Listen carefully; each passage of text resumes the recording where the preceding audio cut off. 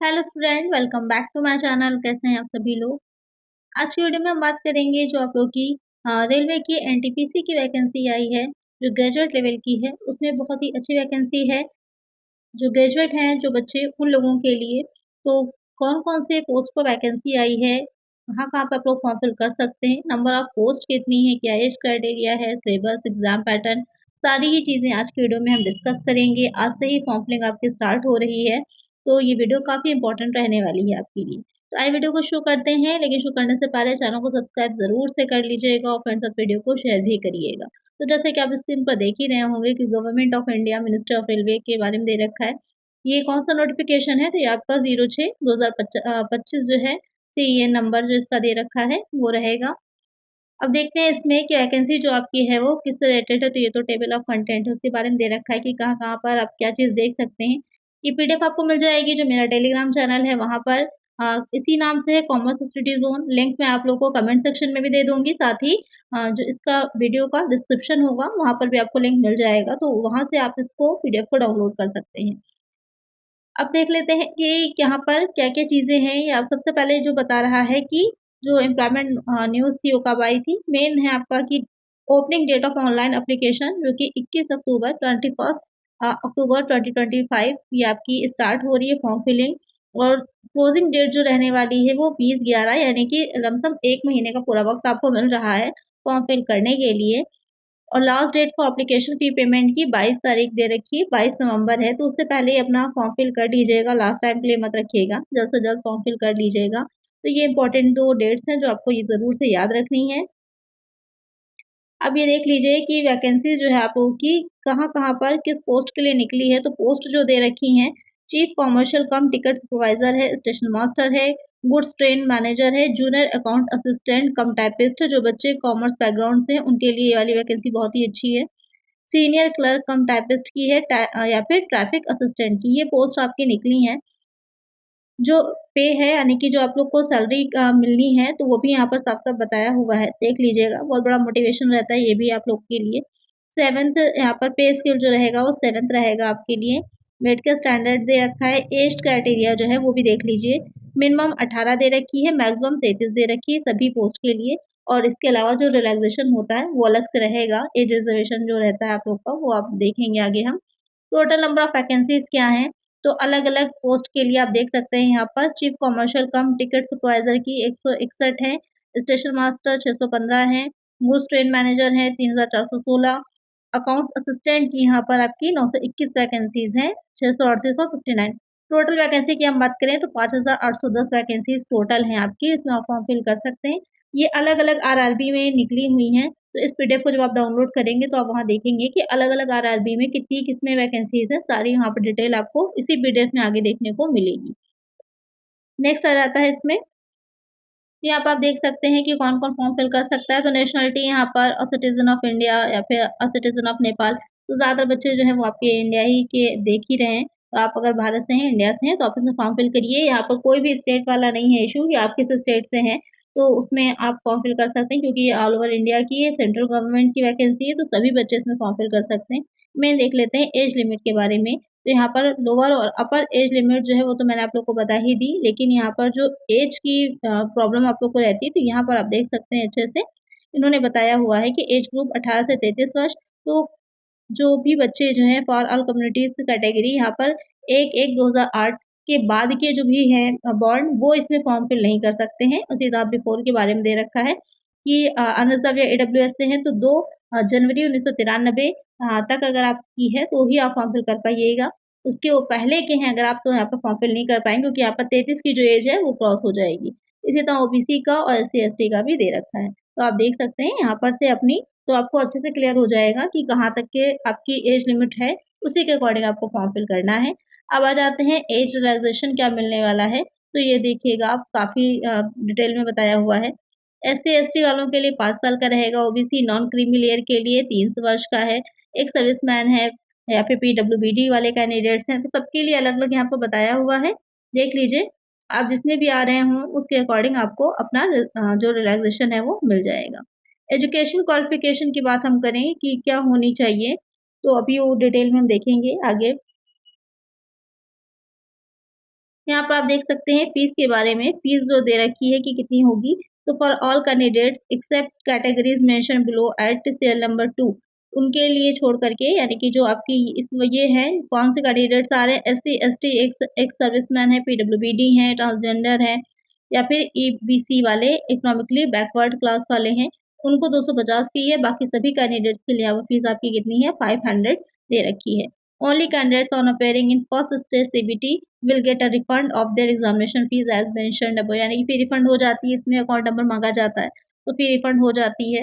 तो जो भी कैटेगरी के अकॉर्डिंग है तो ये आपकी फीस रहने वाली है एग्जाम के लिए। रिक्रूटमेंट प्रोसेस क्या रहने वाली है, तो यहाँ पर आप देख सकते हैं only one online application through any of official website of the RRBs is required to be submitted by the candidate. केवल आप एक ही फॉर्म फिल कर सकते हैं, यानी कि एक बार आप ऑनलाइन एप्लीकेशन अपना फॉर्म फिल कर दीजिएगा जिस भी आरआरबी से, तो वहीं पर ही आप उसी के लिए एलिजिबल होंगे, आप बार बार फॉर्म फिल नहीं कर सकते हैं। The recruitment process shall involve first stage computer, यानी कि सीबीटी मोड पर यहाँ पर आपका फर्स्ट स्टेज में होगा, और सेकंड स्टेज जो होगी वो भी कंप्यूटर बेस्ड ही टेस्ट रहने वाला है, और उसके बाद जहाँ रिक्वायर्ड होगा वहाँ पर स्किल टेस्ट भी, टाइपिंग स्किल टेस्ट भी लिया जाएगा, और उसी के बेसिस पर फिर आपकी डॉक्यूमेंट वेरिफिकेशन और मेडिकल एग्जामिनेशन कराया जाएगा। तो ये रहेगा बेस। अब आ जाते हैं कि इसमें आपका फेज 1 जो आप, यानी कि जो स्टेज 1 रहने वाला है, उसमें क्या-क्या चीज़ें पूछी जानी है। जैसे कि आप एग्जाम पैटर्न जो है वो ये रहेगा आपका कि first stage computer based CBT common for all notified post of this, यानी कि जितनी भी पोस्ट अभी मैंने आपको दिखाई थी सभी के लिए ये फर्स्ट फेज आपका रहने वाला है, जिसमें कि आपके 90 मिनट्स मिलने हैं। क्वेश्चंस जो आएंगे 100 क्वेश्चंस टोटल आएंगे आपके। 40 क्वेश्चन जीएस से रहेंगे, 30 मैथमेटिक्स से, और जनरल इंटेलिजेंस एंड रीजनिंग से 30 क्वेश्चन रहने वाले हैं। तो यहाँ पर आपको इसके लिए 100 क्वेश्चन से 90 मिनट ही दिए जाएंगे। उसके बाद उसमें क्या-क्या चीज़ें आएँगी, तो यहाँ पर ये भी दे रखा है, मेंशन किया हुआ है अलग-अलग मैथमेटिक्स से, इसमें अंदर क्या-क्या चीज़ें पूछी जानी है, एक तरह से सिलेबस समझ लीजिएगा। तो मैं ये प्रोवाइड करा दूँगी पीडीएफ आपको, तो वहाँ पर आप अच्छे से डिटेल में पढ़ लीजिएगा एक-एक चीज़ को। उसके बाद सेकंड स्टेज आ जाती है, तो जो फर्स्ट स्टेज के लिए जो भी जो बच्चे हैं एलिजिबल होंगे, शॉर्टलिस्ट किए जाएँगे, उनको सेकंड स्टेज में देना होगा।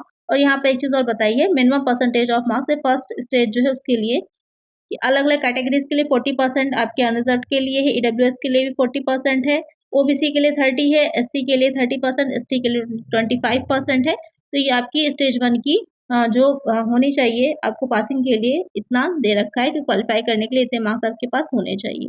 फिर आप सेकंड स्टेज के लिए क्वालीफाई कर पाएँगे, और वहाँ पर आपके shortlisting of candidate for the second stage CBT shall be based on the normalised mark. यहाँ पर नॉर्मलाइजेशन भी लागू होगा, क्योंकि एक से ज़्यादा शिफ्ट में एग्जाम होता है, तो नॉर्मलाइजेशन आपका होना ही है। उसके बाद यहाँ पर शॉर्टलिस्ट किया जाना है। इसमें क्या-क्या चीज़ें पूछी जानी है तो भी बताई गई हैं।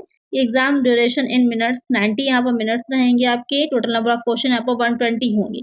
जीए में 50 आएंगे, मैथमेटिक्स से 35 आएंगे, और यहाँ पर आपके जनरल इंटेलिजेंस एंड रीजनिंग के 35 आएंगे। यहाँ पर आपकी नेगेटिव मार्किंग भी मेंशन है, 1/3 की नेगेटिव मार्किंग भी यहाँ पर रहने वाली है, तो इसको ध्यान में रख करके आपको अपना पेपर सॉल्व करना है। उसके बाद आपका स्किल टेस्ट हो जाएगा।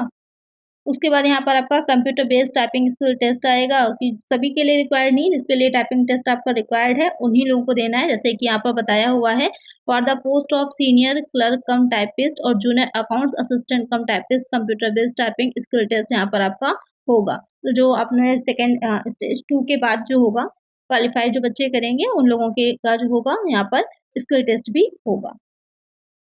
उसके बाद यहाँ पर समरी के तौर पर बताया हुआ है कि किस तरह से होगा, ये देख सकते हैं आप। फिर डॉक्यूमेंट वेरिफिकेशन होने के बाद आपका सिलेक्शन हो जाएगा।